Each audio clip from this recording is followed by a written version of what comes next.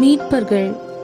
யோசுவா மரித்த பின்பு இஸ்ரேலர்கள் கடவுளுடைய வார்த்தைக்கு கீழ்ப்படியாமல் அவர்களுடைய கட்டளைகளின்படி செய்யாமலும் வாக்களித்த கானான் நாட்டிலிருந்து மற்ற மக்களை துரத்தி விடாமல் உண்மையான யெகோவா கடவுளை வணங்காமலும் அவர்களுடைய தெய்வங்களை வணங்கினார்கள். இஸ்ரேலருக்கு அரசர் இல்லாததினால் அவர்கள் ஒவ்வொருவரும் தங்கள் பார்வைக்கு நலமாய் தோன்றியதை செய்தனர். இப்படியே இஸ்ரேலர்கள் கடவுளுக்கு கீழ்ப்படியாமல் பல வருடங்கள் வாழ்ந்து வந்தனர். கடவுளுக்கு இஸ்ரேலர் கீழ்ப்படியாததினால் அவர்களை தண்டிக்கும்படி எதிரிகள் கையில் ஒப்புவித்தார். அவர்கள் இஸ்ரேலரின் உடைமைகளை திருடி அவர்களுடைய எல்லாவற்றையும் கொள்ளையடித்து அவர்களில் பலரை கொன்று போட்டார்கள். இஸ்ரேலரை எதிரிகள் ஒடுக்கின பின்பு அவர்கள் மனம் திரும்பி கடவுள் அவர்களை மீட்கும்படி ஜெபித்தார்கள். அவர்கள் மனம் திரும்பிய ஒவ்வொரு முறையும் கடவுள் இஸ்ரேலரை காப்பாற்றி அவர்களை ரட்சித்தார். எப்படியெனில், எதிரிகளுடன் யுத்தம் செய்து அவர்களை காப்பாற்றும்படி ஒரு இரட்சகன் என்று ஒவ்வொரு முறையும் கடவுள் பலரை அனுப்பினார். அவர்கள் இஸ்ரேலரை காப்பாற்றி அவர்களை ஆண்டார்கள். இப்படியே கடவுள் பலரை அனுப்பினார். அவர்கள் அருகில் இருந்த மிதியானியர் இஸ்ரேலரை தோற்கடித்த போதும் கடவுள் இப்படியே செய்தார். மிதியானியர்கள் இஸ்ரேலரின் 7 வருடத்தின் விளைச்சலை எடுத்துக்கொண்டனர். இஸ்ரேலர் மிகவும் பயந்து மிதியானியர்கள் தங்களை காணாதபடி குகைகளில் ஒளிந்து கொண்டனர். இறுதியாக கடவுள் அவர்களை விடுதலையாக்கும்படி அவரிடத்தில் அழுதனர். கிதியோன் என்னும் ஒருவன் இஸ்ரேலில் இருந்தான். ஒரு நாள் அவன் மிதியானியர்கள் காணாதபடி மறைந்து கதிர்களை போரடித்துக் கொண்டிருந்தான். அப்போது வானதூதர் கிதியோனிடம் வந்து, பலசாலியே, கடவுள் உன்னோடு இருக்கிறார்.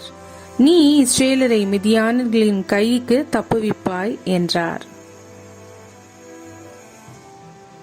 கிதியோனுடைய தந்தை சிலைகளுக்கு பலியிடும்படி ஒரு பலிபீடத்தை வைத்திருந்தான்.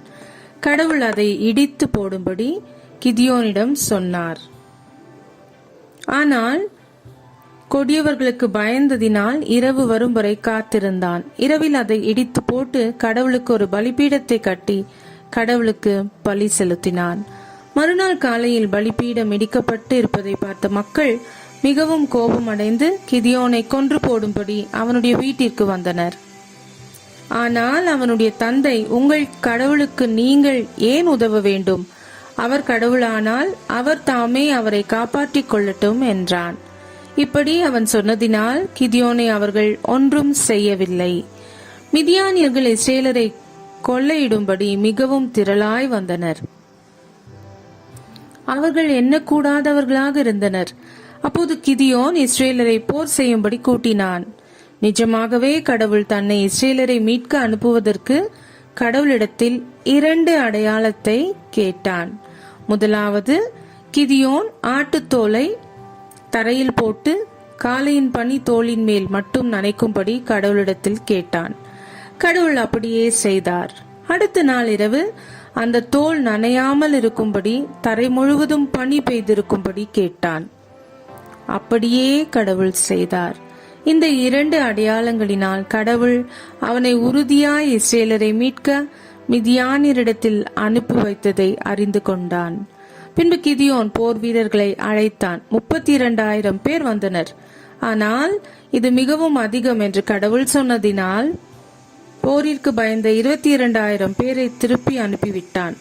பின்னும் கடவுள் அதிகம் என்றதினால் தன்னோடு 300 பேரை மாத்திரம் வைத்துக் கொண்டு மற்றவர்களை அனுப்பிவிட்டான். அந்த இரவில் கடவுள் கிதியோனிடம் அவர்கள் பயப்படாமல் போர் செய்யும்படி மிதியானியர் இருக்கும் பாளையத்திற்கு போய் அவர்கள் அங்கே என்ன பேசுகிறார்கள் என்று கவனித்து கேட்க சொன்னார். எனவே கிதியோன் மிதியானியர் பாளையத்தில் ஒருவன் தான் கண்ட சொப்பனத்தின் அர்த்தத்தை சொன்னான். அதாவது, கிதியோனின் ராணுவம் நம்மை தோற்கடிக்கும் என்றான். இதை கிதியோன் கேட்டதும் கடவுளை துதித்தான். கிதியோன் திரும்பி வந்து அவனோடு இருந்த 300 பேருக்கும் எக்காலமும் மண்பானையும் தீப்பந்தும் கொடுத்தான். பின்பு அவர்கள் மிதியானியர் இருக்கும் பாளையத்தை சுற்றி வளைத்தனர். தங்கள் கைகளில் மண்பானைகளை வைத்திருந்ததினால் மிதியானியரால் அவர்களின் தீப்பந்தை பார்க்க முடியவில்லை. பின்பு ஒரே சமயத்தில் கிதியோனின் மனிதர்கள் பானையை உடைத்து தீப்பண்டை எடுத்து எக்காலம் ஊதி, யெகோவாவின் பட்டயம், கிதியோனின் பட்டயம் என்று சத்தமிட்டனர். கடவுள் மிதியானியரை குழப்பமடைய செய்ததினால் அவர்கள் தங்களில் ஒருவரை ஒருவர் வெட்டி காயப்படுத்திக் கொண்டனர். உடனே கிதியோன் மேலும் பல இஸ்ரேலரை கூட்டி மிதியானியரை பின்தொடர்ந்து அவர்களில் அநேகரை கொன்று போட்டனர். அன்று 120 மிதியானியர்கள் மரித்தனர்.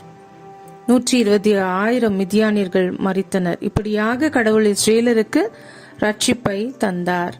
மக்கள் கிதியோனை தங்களுக்கு அரசராக்கும்படி விரும்பினார்கள். ஆனால் கிதியோன் அப்படி செய்ய அனுமதியாமல் மிதியானியரிடத்திலிருந்து எடுத்து வந்து தங்கள் ஆபரணங்களை கொடுக்கும்படி கேட்டான். அவர்கள் எல்லோரும் தந்தனர். பின்பு கிதியோன் அதனால் ஆசாரியர்கள் பயன்படுத்தும் ஒரு ஏப்போத்தை உண்டாக்கினான். அதை ஒரு விக்கிரகமாக நினைத்து மக்கள் தொழுக ஆரம்பித்தனர். எனவே கடவுள் இஸ்ரேலரை தண்டித்தார். அவருடைய எதிரிகளிடம் ஒப்பு கொடுத்தார். அவர்கள் தங்களை விடுவிக்கும்படி வேண்டினர். பின்பு வேறொரு மீட்பரை அனுப்பி அவர்களை விடுவித்தார். இப்படியே பல முறை ஆயிற்று. இஸ்ரேலர் பாவம் செய்வதும், கடவுள் அவர்களை தண்டிப்பதும், பின்பு அவர்கள் மனம் திரும்புவதும், கடவுள் ஒருவனை அனுப்பி அவர்களை மீட்பதுமாய் இருந்தது. கடவுள் இஸ்ரேலரை பல வருடங்களாய் அவர்களை ரட்சித்து எதிரிகளிடமிருந்து மீட்டார்.